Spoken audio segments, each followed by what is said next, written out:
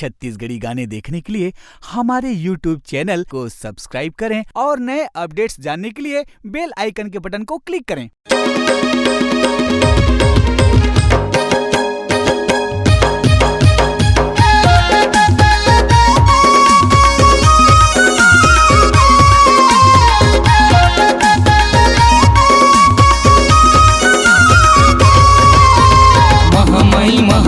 महामाई हो दुर्गा दाई हो महामाई हो दुर्गा दाई हो।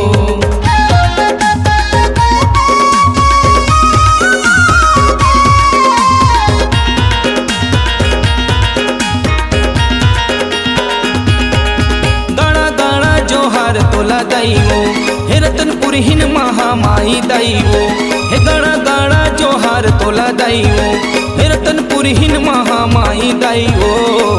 लाली लुगरा पहिर के मैया फूले अना मोरे अंगना हो लाली लुगरा पहिर के मैया फूले अना मोरे अंगना हो। तेहा आना हो दाई आना हो तेहा आना हो मैया आना हो।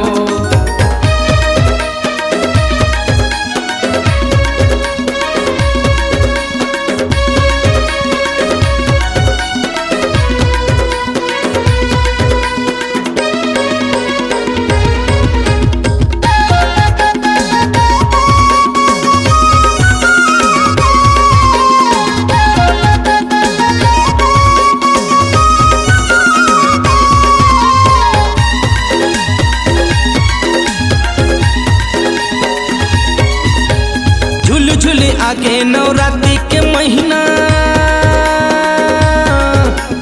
चारों कोती जगमग लागे लागे लागे झूम झूम बैगा पूजा करत है घरों घर जमा बो आगे आगे आगे।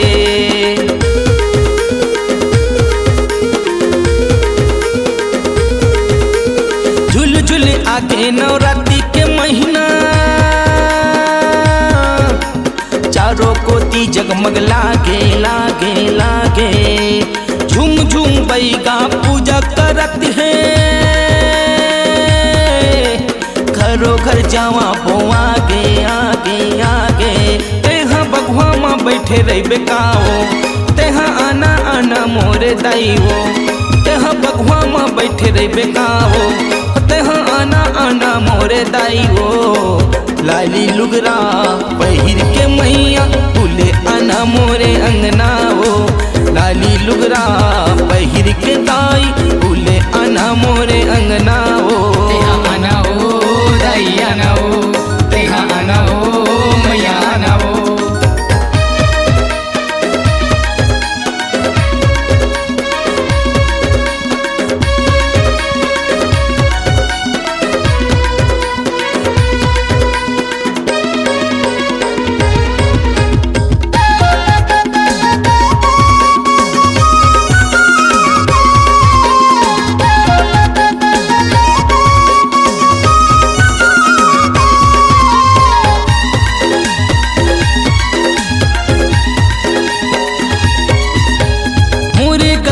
के कुटिया मदाई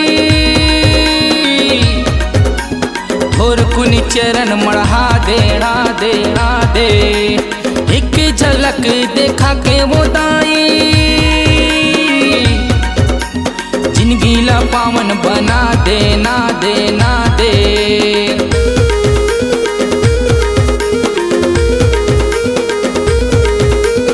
मोरे गरीब के कुटिया मदाई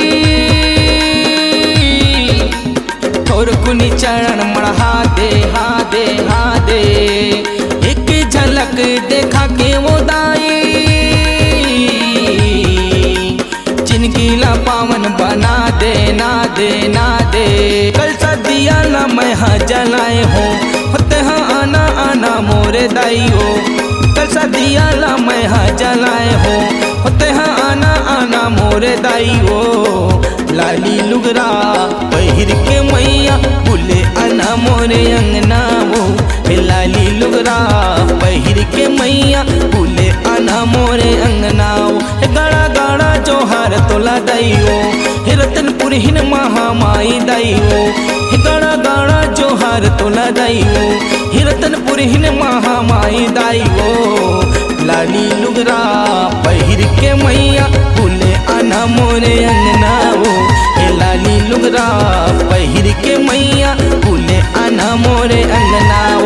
तेहा आना हो दाई आना हो, तेहा आना हो मैया आना हो, तेहा आना हो दाई आना हो, तेहा आना हो मैया आना हो, तेहा आना हो दाई आना हो, तेहा आना हो मैया आना हो। आपकी आवाज ही आपकी पहचान है। यदि आप अपनी आवाज को एक नया आयाम देना चाहते हैं तो चले आइए मल्टी ट्रैक डिजिटल रिकॉर्डिंग के लिए AVM audio video studio, Khamtarai, Raipur. Mobile number 9301523929 और 7869646201। यदि आप नए एवं पुराने गीत सुनना चाहते हैं तो avmgana.com में जाकर गाना फ्री डाउनलोड करें और YouTube चैनल में AVM गाना और KK कैसेट्स को